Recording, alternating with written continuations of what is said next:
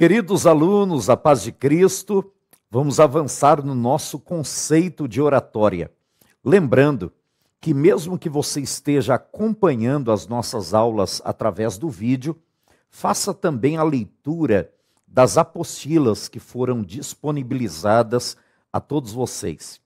Vamos falar sobre pilares da oratória. Embora foram apresentados na aula anterior aqueles que nós chamamos de elementos da comunicação, é preciso considerar o que chamamos também de pilares da oratória. Todo orador, comunicador, apresentador ou pregador precisa se apoiar nestes pilares. Vamos falar sobre memória, o primeiro pilar da oratória. Sim, a memorização. Para muitas pessoas, o medo de falar em ambiente público está relacionado à dificuldade que tem de memorização ou a falha na memória durante a sua apresentação. Na verdade, a mente é um dos fatores mais importantes para o orador, porque muitas vezes durante a sua apresentação precisará recorrer à memória para identificar situações ou fatos históricos, sociais, teológicos ou até mesmo científicos. É na memória que engavetamos os conhecimentos adquiridos e as experiências ao longo da vida, colocando em ordem para o uso adequado durante a sua apresentação. Importante lembrar também que, assim como um atleta precisa de cuidados especiais para o seu condicionamento físico, um orador deve cuidar da sua memória e evitar a autossabotagem da mente ou tudo aquilo que prejudique a sua memorização.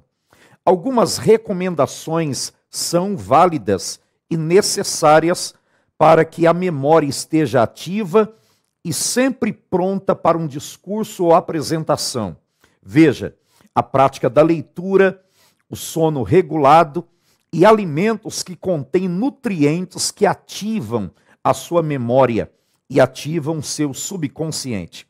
Verifique quais são os estímulos à sua mente e tudo aquilo que promova a otimização da sua memória. Pratique exercícios com tarefas rotineiras. Um grande exemplo que eu tenho feito, inclusive orientado muitos alunos acerca da prática da memória ou da habilitação da sua memória, um exercício prático é aquele que nós devemos fazer no trajeto para casa, do trabalho para casa, de casa para o trabalho, de casa para a igreja, da igreja para casa. Veja, normalmente, a maioria de nós temos por hábito usar uma mesma rota, um mesmo percurso, né? Fazemos todos os dias, rotineiramente, aquele mesmo percurso até a casa, de casa para o trabalho, até a igreja, da igreja para casa e vice-versa. Para que você possa otimizar a sua memória, procure mudar esses percursos, né? Procure mudar essas rotas, para que a sua mente possa captar novas imagens e seja otimizada. Esta é uma das ferramentas importantes para o orador e precisa cuidados especiais, a ferramenta da memorização. Outro sim, é interessante repetir novos conhecimentos. Pratique esses exercícios à medida que você for captando novas imagens ou novos conhecimentos, repita esses novos conhecimentos, otimizando, repito, a sua memorização. Uma outra dica muito importante, além do sono regulado e da boa alimentação, é o famoso teste do TDAH. Segundo a neurociência, é possível uma avaliação para pré-diagnóstico dos sintomas de transtorno de deficiência de atenção e hiperatividade. Eu gostaria de chamar a sua atenção para isto. Veja, aqui está o nosso exercício. Fazendo esse exercício, você terá um pré-diagnóstico como é que está a sua memorização ou a sua mente. Se a sua mente está sã. Primeiro item, você presta pouca atenção em detalhes, cometendo erro de desatenção? Responda sim, não ou talvez. Você tem dificuldade de atenção ao assistir uma palestra ou ler um livro? Responda sim, não ou às vezes ou talvez. Quando você está assistindo uma palestra, quando você está assistindo esta aula, por exemplo, você procura dar toda e total atenção à aula que está sendo dada, que está sendo realizada, ou você se distrai com algum movimento à sua volta? Responda sim, não ou às vezes. Se for frequente, responda sim. Se isto não acontece com você, responda não. Se isto acontece algumas vezes, então responda às vezes.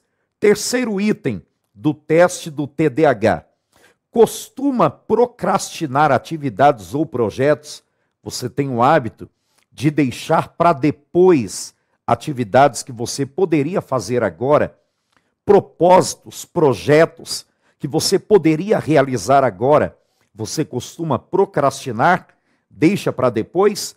Responda sim, não, ou às vezes, ou talvez. Um outro item, você é do tipo de pessoa que não presta atenção enquanto alguém lhe dirige palavra, porque se distrai com outras coisas? Já aconteceu com você, ou acontece frequentemente, de alguém estar falando com você e você não presta atenção e pergunta para a pessoa: o que é que você disse mesmo? Como que você reage normalmente enquanto alguém está falando contigo? Responda sim, não ou às vezes. Você é do tipo que perde ou esquece com frequência os seus objetos pessoais, datas comemorativas ou compromissos? Como é que você se comporta em relação a isto? Como é que está a sua atenção, por exemplo, em objetos que você deixa dentro do próprio ambiente, da própria casa? Você é do tipo que costuma perder ou esquecer objetos? Não sabe onde colocou a chave do carro, não sabe onde colocou a carteira, costuma esquecer frequentemente? Responda sim. Isto não acontece? Responda não. Acontece às vezes? Responda então às vezes ou talvez. Me lembrei agora de uma palestra que eu fui realizar e algumas vezes nós realizamos esta dinâmica em palestras para família ou para casais. Veja, a dinâmica é muito interessante. Eu peço para que os grupos se dividem, homens para um lado, mulheres para o outro, esposos e esposas. Depois que esses grupos se dividem, eu peço para que os homens descalcem os pés, semelhantemente também as mulheres. Depois que ambos estiverem descalços, aí eu digo assim para as mulheres: agora vai até onde estão os homens e procure o sapato do seu marido. Homens, vem até onde estão as mulheres e procure o sapato da sua esposa. Isso é um teste de atenção, embora seja uma dinâmica para casais. É muito interessante e ela causa um pouco de estranheza em algumas pessoas, senso de riso em outras, porque eu já vivenciei a experiência de ver homens trazendo 2, 3 pares de sapato e perguntando à esposa qual é o sapato dela. Isso é um teste de atenção. Ele está aqui, ó.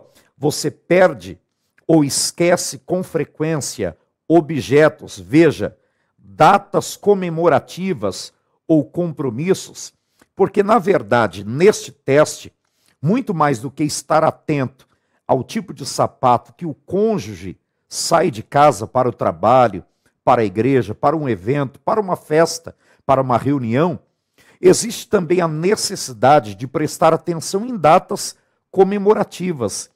Existem pessoas que não sabem ou não lembram do aniversário da própria mãe, do próprio pai, que dirá do cônjuge. Mas entenda, por que isso está no teste?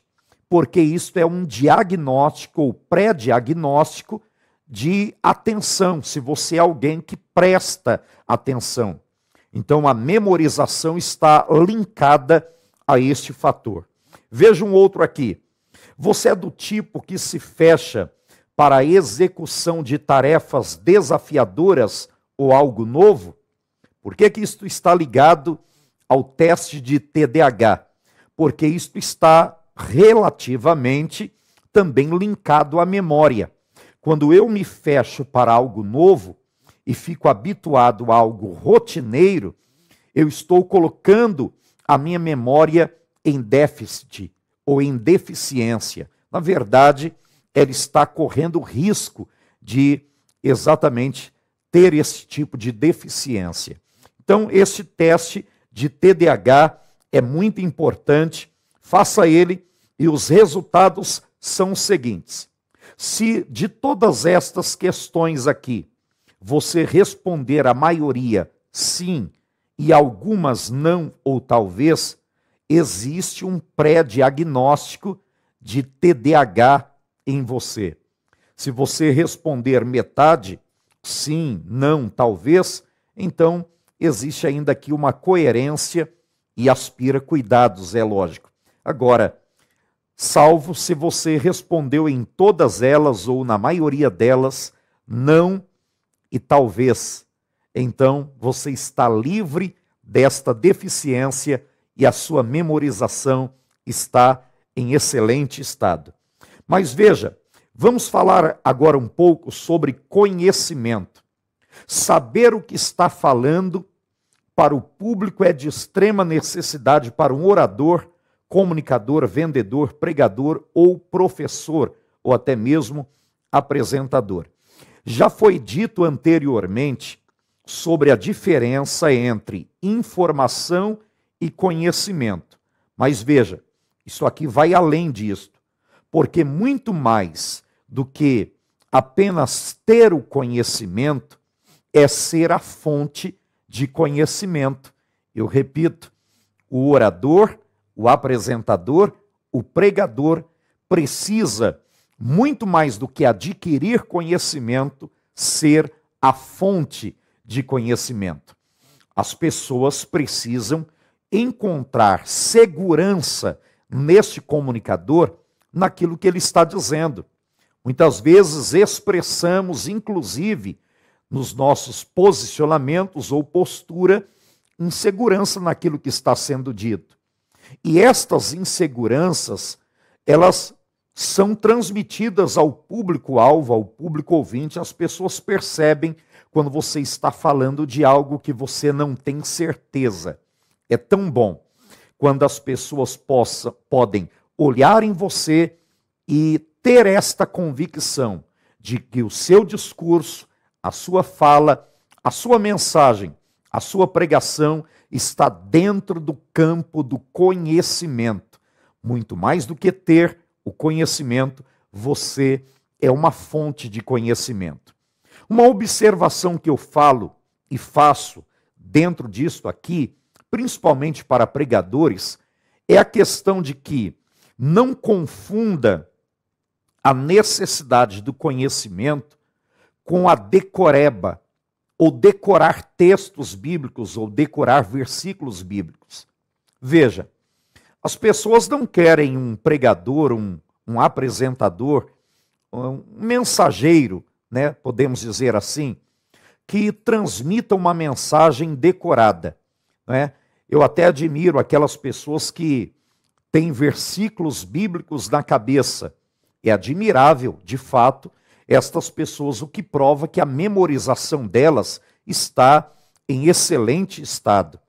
Mas muito melhor do que decorar um versículo e chegar diante do público-alvo em um ambiente religioso, citando passagens bíblicas, as pessoas não estão ali para ouvir simplesmente aquilo que você decorou.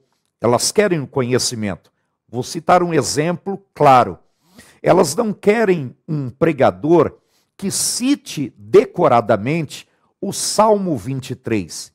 Elas estão ali desejando adquirir um conhecimento. Então ofereça para este público, para estas pessoas, o Deus do Salmo 23. Diga por que ele foi escrito, para quem ele foi escrito, por que ele foi escrito e quando foi escrito. Isto é conhecimento. Quando você se inteira do assunto e transmite às pessoas o total conhecimento dele, então você está sendo muito mais do que aquele que busca o conhecimento, uma fonte de conhecimento para as pessoas. Vamos falar agora sobre criatividade? Sim, criatividade é algo muito importante durante a oratória. O desenvolvimento dela não pode cair na mesmice. As pessoas não estão ali para ouvir mais do mesmo. Não é? Eu citei agora há pouco a questão de decoreba. Permita-me usar este termo. Eu citei agora há pouco o fato de alguém ficar o tempo todo decorando e citando versículos decorados. As pessoas não estão ali para ouvir mais do mesmo. A mensagem ou o mensageiro precisa ter criatividade diante do público ouvinte, o que vai fazer que as pessoas parem para te ouvir e anseiem para te ouvir de novo, ou desejem te ouvir de novo, é exatamente a criatividade que você tem. Eu conto uma experiência. Durante algum tempo no meu ministério, viajando por esse Brasil, eu levei nos meus materiais uma enciclopédia bíblica para vender no final dos cultos, dos congressos. Aquela enciclopédia era de um recurso teológico, como é, muito interessante. Mas eu precisava ter uma criatividade no meu discurso, na minha oratória, para convencer as pessoas de que aquele produto era bom. Na verdade, causar interesse nas pessoas por aquela enciclopédia. Meu discurso não poderia ser apenas assim: gente, eu estou aqui vendendo esta enciclopédia, quem quiser comprar, me procure no final do culto. Não, eu precisaria ou precisava ter um discurso persuasivo, convincente, de modo que as pessoas se interessassem por aquela enciclopédia. Usei uma criatividade. Peguei um texto bíblico, um texto muito conhecido e citado, inclusive, Provérbios de número 8. Veja o verso 17, que diz: eu amo aos que me amam, e aos que de madrugada me buscam, me acharão. Para convencer o público de que aquela enciclopédia era muito boa, porque ela comentava e comenta versículos por versículos, e nos traz uma melhor compreensão de textos bíblicos, eu usei como criatividade este versículo, dizendo que por muitas vezes eu ouvi pessoas mencionar este texto e citar este versículo dizendo que Deus estava falando sobre quem busca o Senhor de madrugada nas orações. Gente, eu entendo que muitas vezes utilizamos dentro do recurso teológico uma compreensão abrangente, não é? Saindo do literalismo e sendo um pouco mais abrangente. Inclusive, os livros do sábio Salomão, conhecidos como os livros da sabedoria, eles contêm 3 interpretações: literal, alegórica e tipológica. Mas isto aqui é um assunto para teologia. Veja isto aqui. O que eu quero dizer é que eu usei criatividade, porque as pessoas utilizam esse versículo para falar sobre oração e oração de madrugada. E, na verdade, não é o que o versículo está dizendo. Quem está falando aqui é a sabedoria, porque desde Provérbios 1 até Provérbios 7, Salomão vinha falando da necessidade do homem buscar sabedoria. Por várias vezes ele dizia: compra a sabedoria, busque a sabedoria, tenha a sabedoria, não abra mão da sabedoria. Quando chega em Provérbios 8, Salomão dá à sabedoria um personagem. Eu sou da linha da língua portuguesa, então eu vou utilizar a minha ferramenta. Na língua portuguesa, isto aqui é chamado de personificação. Sim, Salomão personificou a sabedoria, deu voz a ela, deu fala à sabedoria, e desde o versículo 1, é a sabedoria que está clamando. Quando chega no verso 17, a própria sabedoria está dizendo: eu amo aos que me amam, e aos que de madrugada me buscam, me acharão. Não é Deus falando diretamente, porque o amor de Deus é incondicional. Ele não ama apenas aqueles que o amam. Sim, o amor de Deus é incondicional. Outro sim. A sabedoria está dizendo: quem me busca de madrugada. A exegese disto, a tradução disto é: quem me busca antes de tomar qualquer decisão vai me encontrar.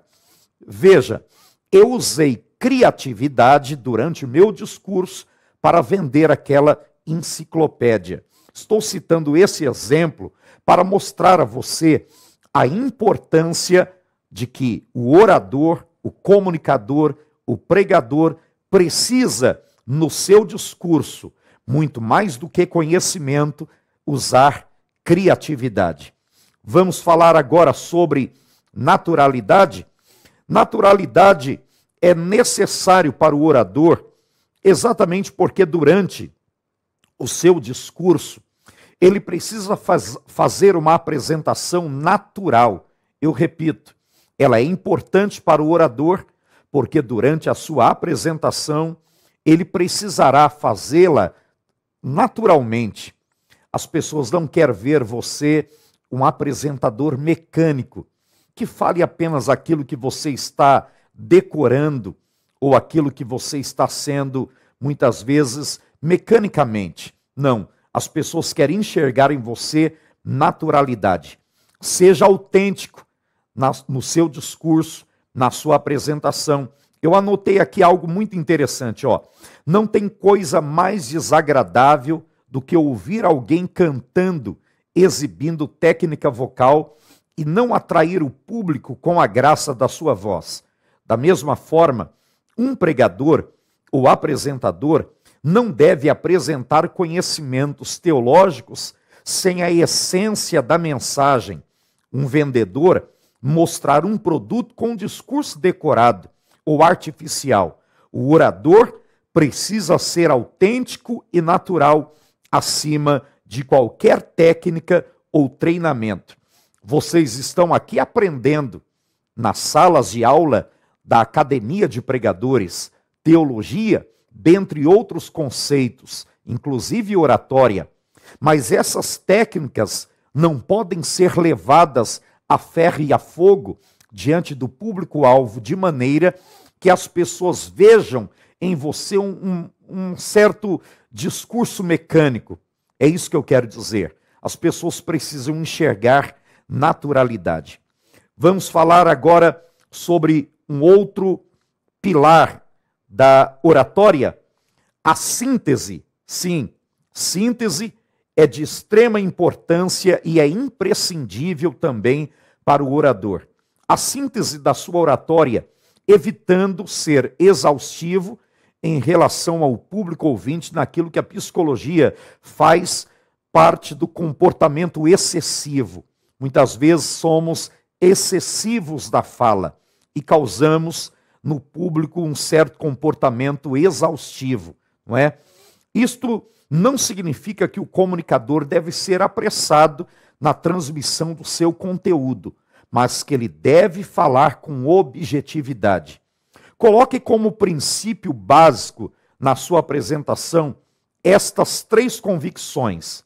Diga tudo o que for preciso, somente o que for preciso, e não fale nada além do que for preciso. Eu repito, diga tudo o que for preciso, fale somente o que for preciso e não conte nada além do que for preciso.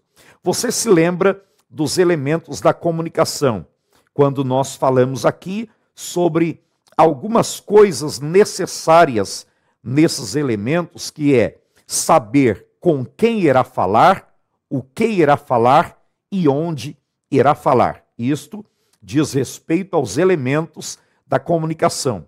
Nos pilares da oratória, dentro do conceito de síntese, a situação é esta: você precisa dizer o que é preciso, somente o que for preciso e nada além do que for preciso.